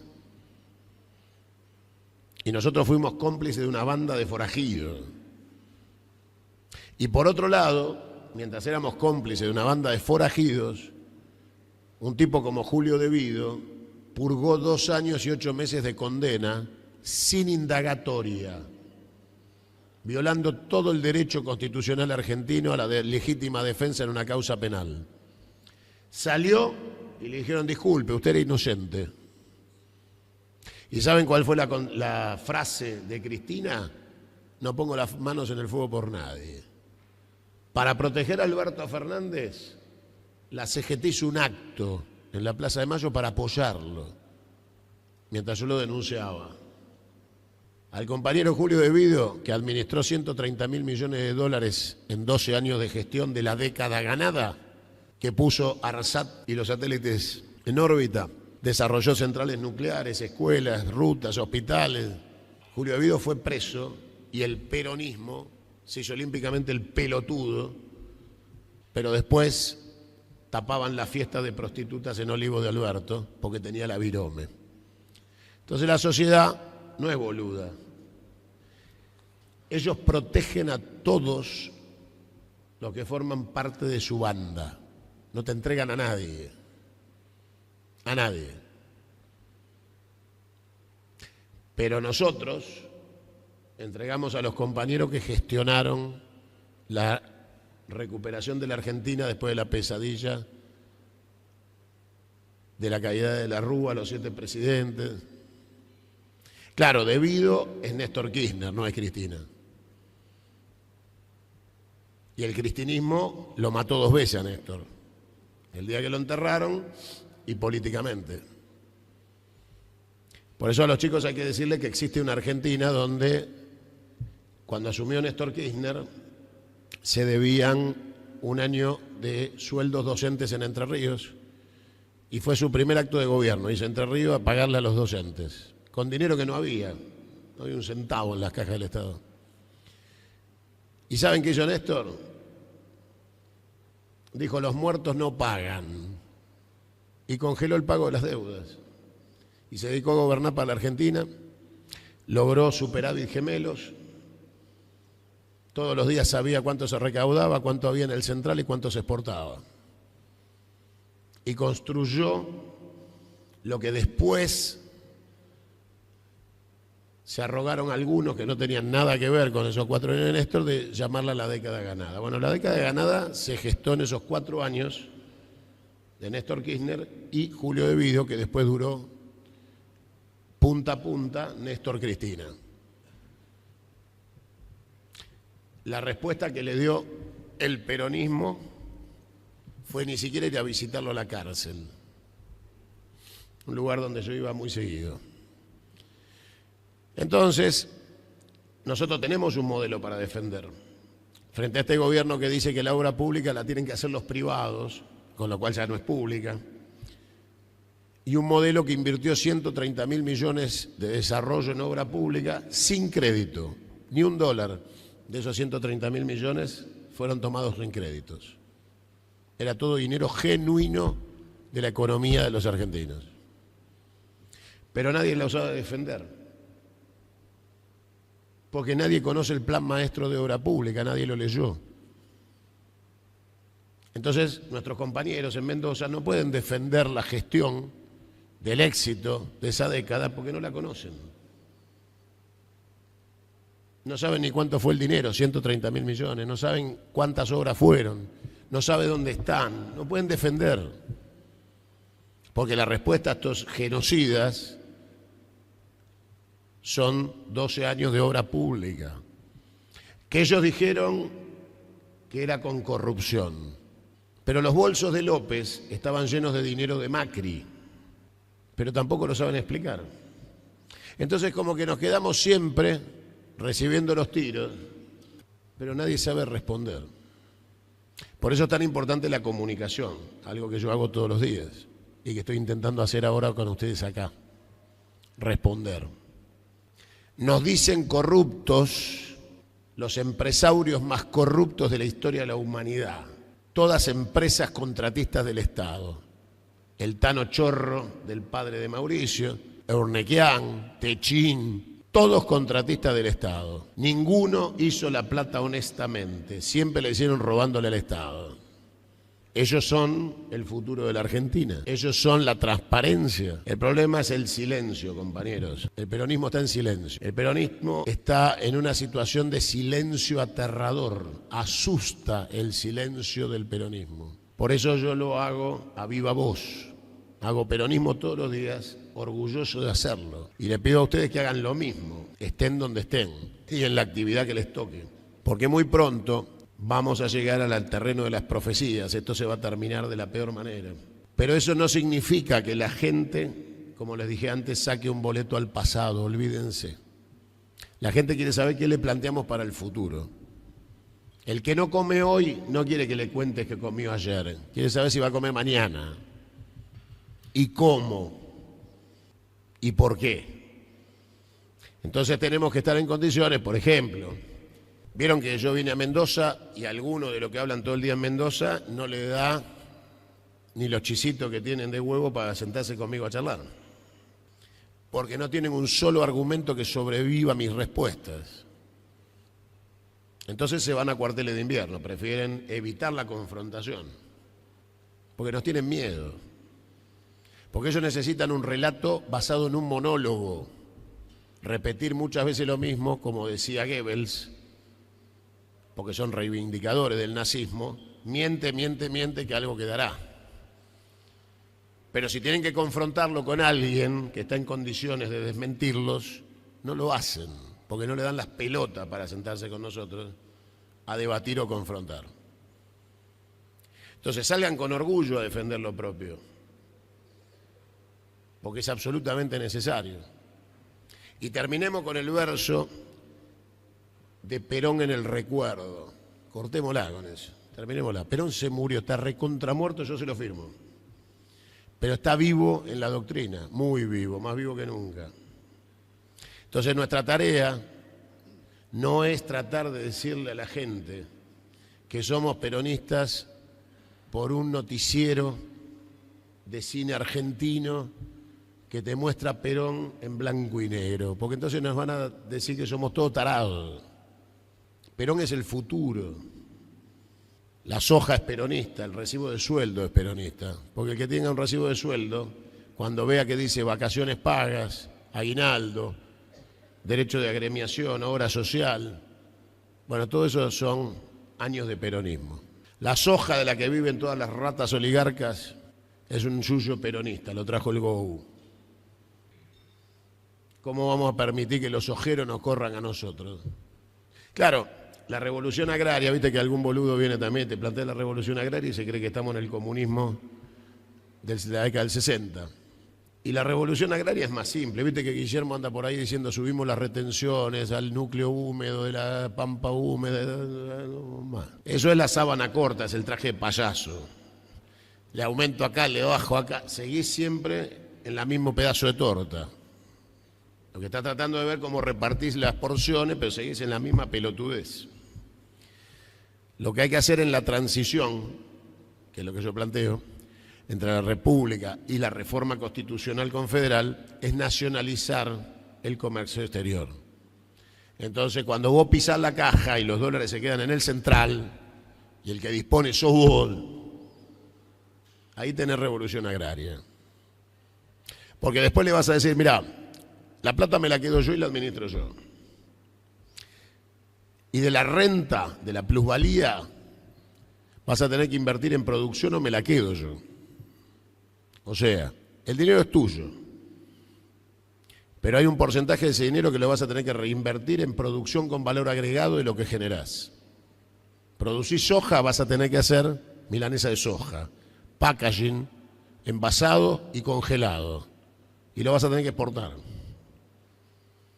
O para el mercado interno. Pero el derecho a la inmovilidad de la renta que se transforma en usura porque viven de intereses, se terminó en la Argentina. Entonces, si vamos a hacer peronismo, hay que hacerlo en serio. Yo no sería presidente de la nación de los argentinos para ir a comer con Manieto. Le aplico la ley de medio y le rompo el culo en 15 segundos. Cuando se despierta no tiene más un solo medio en la Argentina que no sea el diario, que ese de él. Como le da pérdida, seguramente voy a disfrutar todos los días de ver cómo se funde. Pero no le queda una radio, una señal, que sean del Estado. ¿Qué hizo Cristina en los últimos 4 años para aplicar la ley de medios? ¿La repusimos? La derogó Macri por un decreto con 3 renglones. Anúlese la ley de medios. Durante 4 años de Fernández nunca se hizo un decreto que dijera repóngase la ley de medios. ¿Saben cuánto le pagaba el gobierno de Fernández al Grupo Clarín? 120.000 millones de pesos al año de pauta. Entonces así es difícil. Te preguntan, ¿y ustedes qué son? Hicieron la ley de medios, pero le pagan a Clarín pauta, no reponen la ley de ustedes, que hicieron ustedes, llegan al gobierno y no la reponen. Si no podemos explicar qué somos, a nadie le interesa escuchar lo que tenemos para decir, porque aparte no tenemos nada para decir, ni distinto ni mejor. La gente puede juzgar que no le guste lo que somos, lo que no puede es no saber qué somos. Por eso yo les propongo la rebelión del pensamiento.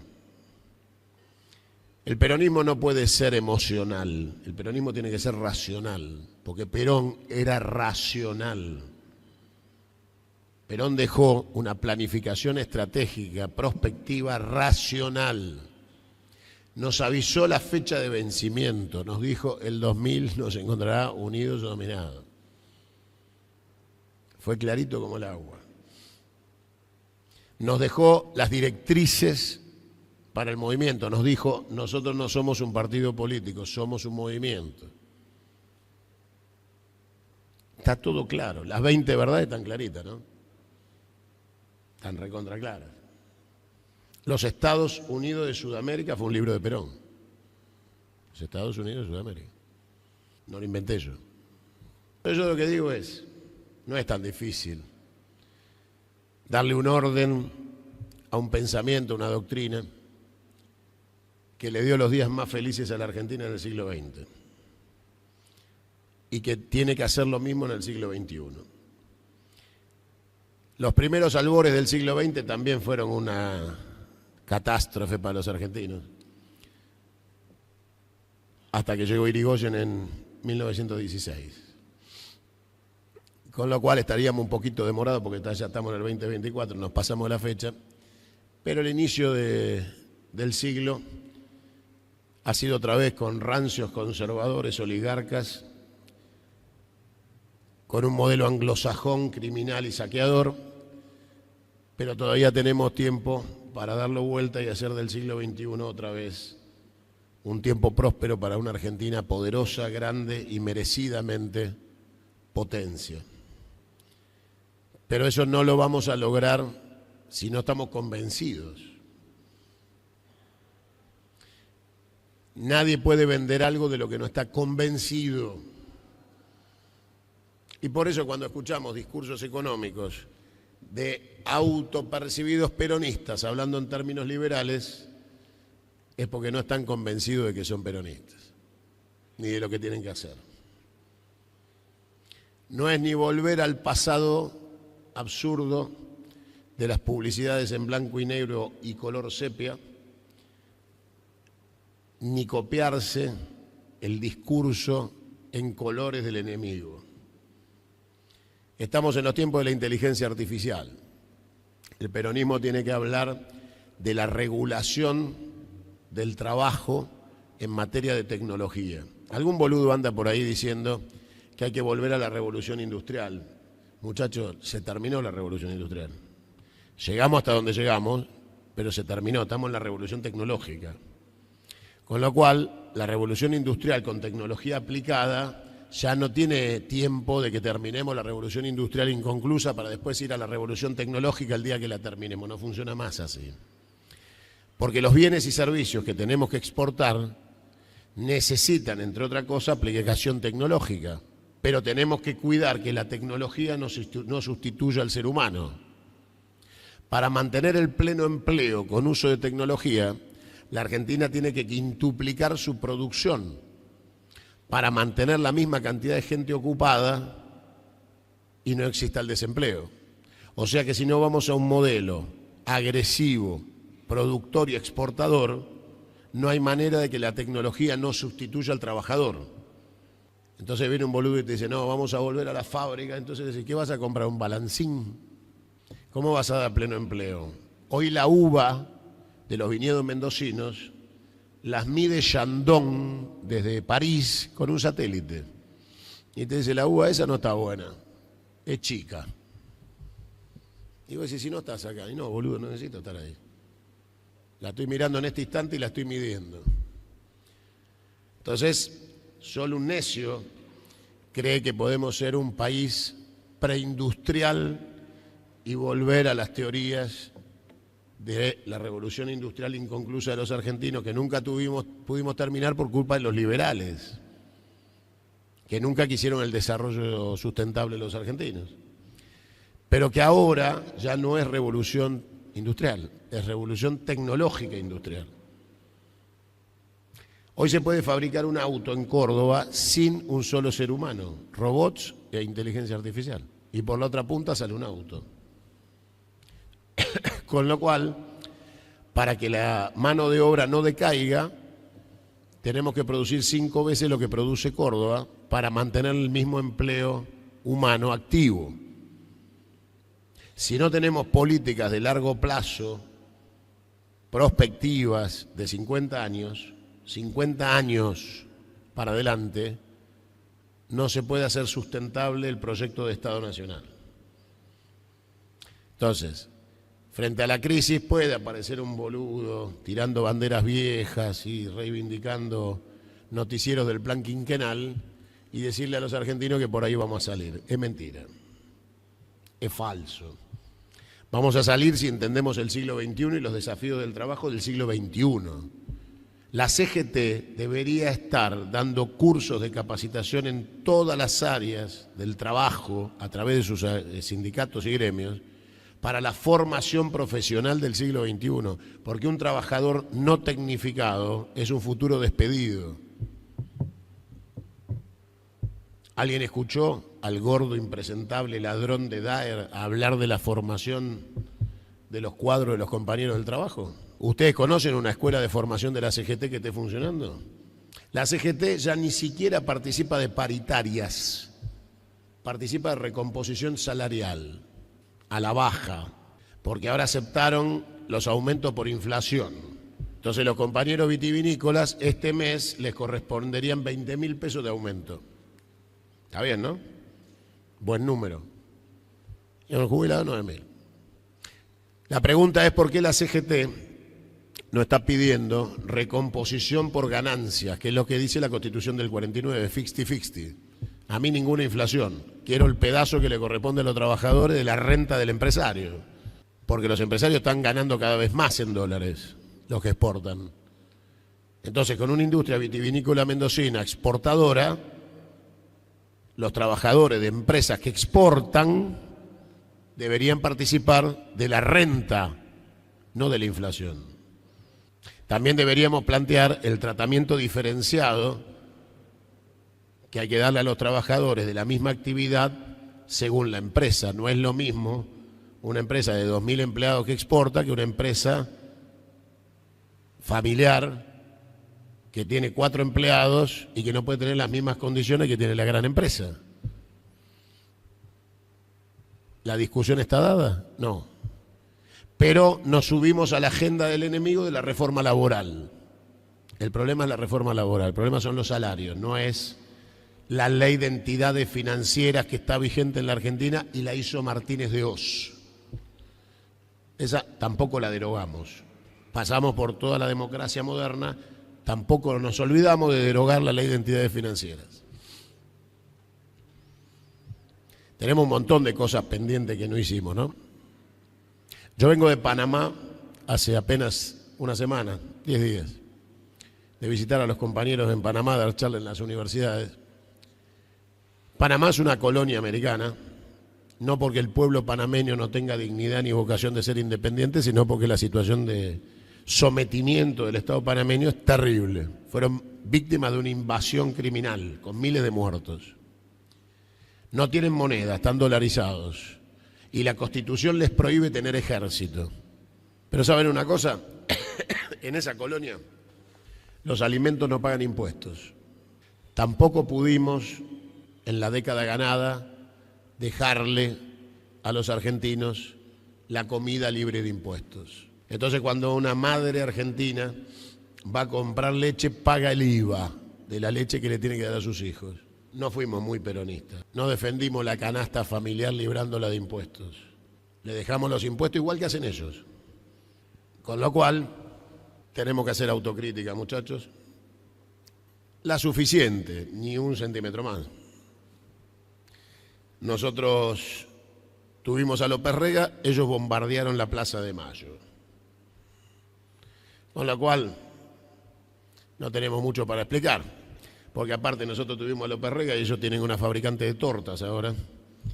Con lo cual, muchachos, a las cosas. Pero hay que prolijar el pensamiento. Si alguno cree que hacer peronismo es nada más que a la carga barracas, como le dije al principio, nos juntamos todos, ganamos la elección y después ¿qué hacemos? Llamamos a Melconian. Ganamos, hacemos peronismo para que venga Melconian. Ganamos con Alberto. ¿Ustedes se acuerdan quién fue el ministro de Economía 3 años del gobierno de Alberto y de Cristina? Guzmán. ¿Se acuerdan para quién trabajaba Guzmán? Está en la foto con Schwarzenegger el día que asumen el Banco Central, el primer día del triunfo de Mauricio Macri. Él y Stiglitz, su jefe. Pasó de la foto con Schwarzenegger en el Banco Central a ministro de Economía del peronismo. Nos hacía así, éramos pelotudos y parecíamos pelotudos. Por supuesto.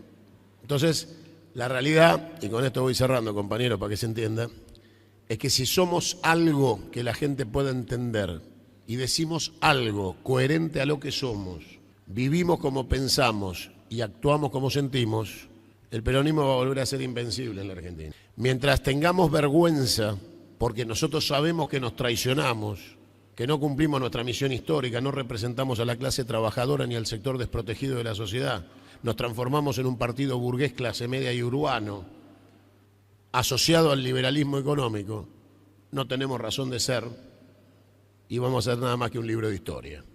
Con lo cual, ustedes tienen que tener un proyecto para Mendoza capaz de recuperar Mendoza de las manos de esta basura oligarca y de traidores a la patria, pero no lo van a hacer si ustedes no tienen algo mejor para ofrecer. Con criticarlos a ellos no van a ganar. Empiecen a pensar qué le van a decir a la sociedad de Mendoza que los convenza de que un gobierno peronista en el siglo XXI va a hacer más felices a sus hijos y más próspero su vida. Si no, no hay salida. Y salgamos de la actitud lacrimógena. Salgamos de vamos a volver las pelotas. Volver las pelotas. Vamos a empezar a caminar el siglo XXI hacia el peronismo. Para atrás no hay nada.